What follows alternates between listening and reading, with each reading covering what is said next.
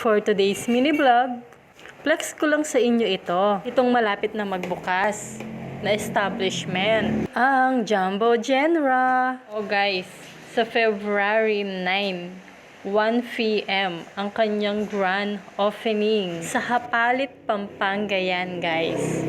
Ang ganda niya no guys, ang laki. Kita-kits na tayo guys sa February 9 at 1 p.m. Sigurado madaming mabibilhan dito at makakain.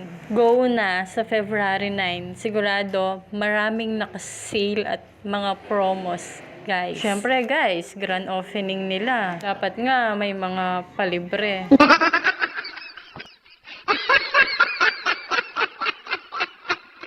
Tapos ayan guys, papunta ako ng Highview Hills. Magde-deliver ako ng aking mga paninda. Ang crab paste ng bayan, Jack's Taba ng Talangka.